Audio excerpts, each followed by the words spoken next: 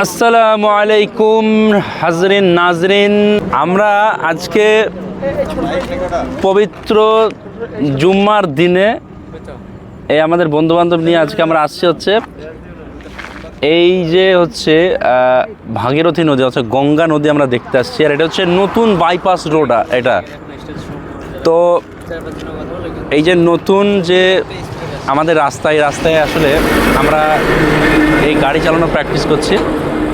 আর ওদিকে মিস্টার এদিকে এদিকে এদিকে চলে এসো।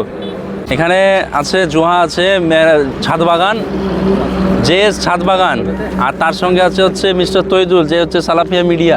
আর এদিকে হচ্ছে আমাদের বয়োজ্যেষ্ঠ আঙ্কেল। আর এই হচ্ছে নতুন একটা গাড়ি। আসলে গাড়িটা লাল কালার ছিল, আজকে হঠাৎ করে দেখছি এটা নীল হয়ে গেছে, পার্টি পাল্টে দিয়েছে। তো এই যে আসলে ব্যাপারটা হচ্ছে এই রোজা রেখে এই ব্যাপারটা যে এত সুন্দর যে নজারা, এই যে কুলু কুলু টানে যে আমাদের নদী বইছে এখানে, এই সিনটা সত্যি অসাধারণ। শুনুন আপনাদেরকে একটু কাছ থেকে দেখাই। এখন বাজে হচ্ছে দুপুর 3টে, আর আমরা আছি সারগাছি পলসন্ডা বহরমপুর বাইপাস। এটা নতুন রোড, অনেকেই জানেন, আমরা এর আগে ভিডিও দিয়েছিলাম আমি চ্যানেলে আপডেটেড, এবং এটা পুরোপুরি ডাবল লেন চালু হয়ে গেছে। দেখতে পাচ্ছেন কতটা স্পিডে গাড়ি যাচ্ছে। আর নিচে হচ্ছে এই যে একটা নৌকা লেগে আছে। আমি আলবিরনি আছি এখন বহরমপুর থেকে, আপনাদেরকে দেখাচ্ছেন। আজকে 11ই রমজান, 22 মার্চ 2024, দুপুর 3টে। আমরা আসলে একটু ঘুরতে বেরিয়েছি এবং আপনাদেরকে আমি ঘুরে ঘুরে দেখাচ্ছি। এবং এই রাস্তাটি আপনাকে প্রায় 1 ঘন্টা সময় বাঁচিয়ে দেবে। আসলে বহরমপুরের যে জ্যাম ছিল, সেই জ্যাম থেকে মুক্তি পেতে কিন্তু এই রাস্তাটার ভূমিকা অপরিসীম। ওই যে দূরে গ্রামগুলো দেখা যাচ্ছে এখান থেকে। এখন আমি যে জায়গাটি দাঁড়িয়ে আছি, এটি হচ্ছে ভাগীরথী নদীর ওপরে যে ডাবল ব্রিজ, আমাদের বাইপাস ব্রিজ, সেই বাইপাস ব্রিজের কাছে দাঁড়িয়ে আছি আমরা। আর নিচে আপনাদেরকে দেখাবো, নিচে যে আমাদের এখন ব্রিজ চালু হয়ে গেছে, তো নিচের যে কনস্ট্রাকশনের পর যে বিক্ষিপ্তভাবে ছড়িয়ে ছিটিয়ে ছিল, এইসব জিনিসগুলো কিন্তু এখানে মেশিন দিয়ে ঠিকঠাক করা হচ্ছে। প্রায় অনেক দিন পর আমরা কিন্তু এখানে এলাম। আর আমার সঙ্গে আছে এদিকে আমার বন্ধুরা সব আছে ওদিকে। আসলে ব্যাপারটা হচ্ছে আমরা আজকে একটু টেস্ট ড্রাইভ করছি এই রাস্তাতে, নতুন রাস্তাতে। এখান থেকে বহরমপুর হচ্ছে বেশি দূর না, এই যে দূর থেকে দেখা যায়, দেখুন এই যে বিস্তীর্ণ আমাদের বহরমপুর শহরটা, এটা এখান থেকে দেখা যায়। আসলে এখান থেকে প্রায় আমার কতটা 2 থেকে 2.5 কিলোমিটার হবে এখনও বহরমপুর, এখান থেকে বেশি দূর না। তো নতুন যে জায়গাতে আমরা আসছি, আর আসছে হচ্ছে তৈদুল আছে সঙ্গে। তৈদুল, এই রাস্তায় কি প্রথম? এর আগে আসা হয়েছিল কি 4 চাকা নিয়ে? অনেকবার। হ্যাঁ, যাই হোক, ও অনেকবার আসছে। আমি আজকে প্রথমবার 4 চাকা নিলাম। না, এর আগে একবার আসছিলাম আমি, আপনি দেখেছিলেন ভিডিও সে। তো আসুন আমি একটা জিনিস দেখাচ্ছি এদিকে। এখান থেকে নিচে তো নদীটা দেখা যায়, এখান থেকে উপর থেকে আসলে এই পাড়গুলো বাঁধানো হচ্ছে সুন্দর করে, দেখুন একদম পাথর দিয়ে। ওপরে আমরা যাব অবশ্যই। চলুন এদিক থেকে একটু এই সাইড থেকে দেখাই জায়গাটা আসলে কেমন।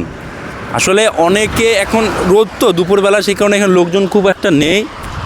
আর এই রাস্তাটা উদ্বোধন হওয়ার পর মানুষদের একটা ট্যুরিস্ট ডেস্টিনেশন হয়েছিল এই জিনিসটা, এই জায়গাটা।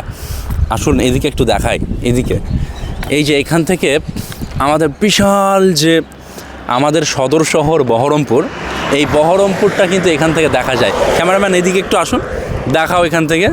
এই যে ভাগীরথী নদী, আর ওই যে দূরে হচ্ছে আমাদের রামেন্দ্র সুন্দর ত্রিবেদী সেতু, আর এই যে টিভি টাওয়ার এখান থেকে দেখা যায়। আর এই রাস্তাটিও কিন্তু বহরমপুর, ওই যে আমাদের আগের যে বাইপাস ছিল, সেই বাইপাস দিয়ে কিন্তু এই রাস্তা কানেক্ট করা আছে। একটা পাড়া, আমি জানি না পাড়ার নামটা কি। আর কালকে বৃষ্টি হওয়ার কারণে দেখুন একদম মাঠ পুরো সবুজ হয়ে গেছে, একদম বিস্তীর্ণ মাঠ। হ্যাঁ, আসুন এইদিকে আমি একটু দেখাই আপনাদের যে এখন বহরমপুর বাইপাস হওয়াতে আসলে আমরা যারা কলকাতা থেকে শিলিগুড়ি যাই, বহরমপুর শহরের কারণে প্রায় 1 থেকে 1.5 ঘন্টা, 2-3 ঘন্টা কিন্তু জ্যামে দাঁড়িয়ে থাকতে হতো। তো এখন সেই জ্যামের যে কষ্টটা সেটি নেই। কারণ হচ্ছে এই রাস্তা হওয়াতে কিন্তু বহরমপুর শহরটাকে উপেক্ষা করে আমাদেরকে খুব সহজে উত্তরবঙ্গ যাওয়া যায়। আর দর্শক বন্ধু, আমি তো আলবিরুনি আপনাদের সঙ্গে আছি, আপনাদের বকবক করছি। আমি জানি ভিডিওটা অনেকটা বড় হয়ে যাচ্ছে, তো আসলে এখন দুপুরবেলা তো বিশাল রোদ একদম এই জায়গাটাতে, এত রোদ যে আর টিকে দাঁড়িয়ে থাকা যাচ্ছে না। আমরা শুক্রবার জানি তো, শুক্রবার মানে আমরা একটু একটু ঘুরে ঘুরে বেড়াই। তো আজকে শুক্রবার বন্ধুবান্ধব মিলে আসছি এই জায়গাটাতে দেখার জন্য। রমজান মাস, আজকে হচ্ছে 11ই রমজান, অর্থাৎ 21শে মার্চ 2024 শুক্রবার। উপর থেকে আমি আপনাদেরকে দেখিয়েছিলাম না নসিপুর রেল ব্রিজ থেকে গঙ্গা নদীটা কেমন দেখায়। তো দেখুন, এটাই হচ্ছে গঙ্গা নদীর শাখা নদী। শাখা না, একটা শাখা হচ্ছে পদ্মা হয়ে চলে গেছে, আর একটা হচ্ছে আমাদের ভাগীরথী, ফারাক্কা ব্যারাজের এখান থেকে আমাদের ভাগীরথী হয়ে চলে আসছে এটা। আর নিচে খুব সুন্দর কিন্তু কাজ চলছে, দেখুন একদম মাটি বাঁধাই হচ্ছে সাইডে। আর এখানে একজন প্লেগ্রাউন্ড করেছে কেউ, হয়তো এখানে ক্লাব কিছু একটা আছে।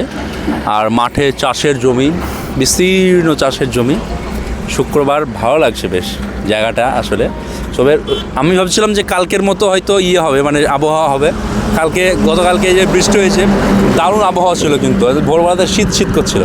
দেখুন মানুষজন সব আসছে দিক দিয়ে, জায়গাটা কিন্তু অসাধারণ, ভালো লাগছে।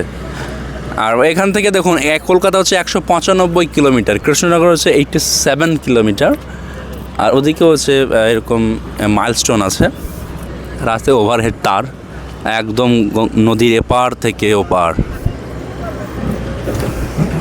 ভিডিওটি একটু বড় হয়ে যাচ্ছে দর্শক বন্ধুরা, ভিডিওটি এখানে শেষ করছি। ভিডিওটি ভালো লাগলে লাইক শেয়ার কমেন্ট করতে ভুলবেন না। ভিডিওতে সেরকম ইনফরমেশন কিছুই দিতে পারলাম না, জাস্ট আপনাদেরকে নতুন রাস্তাটি আমি আসলে আপনাদেরকে দেখাচ্ছি।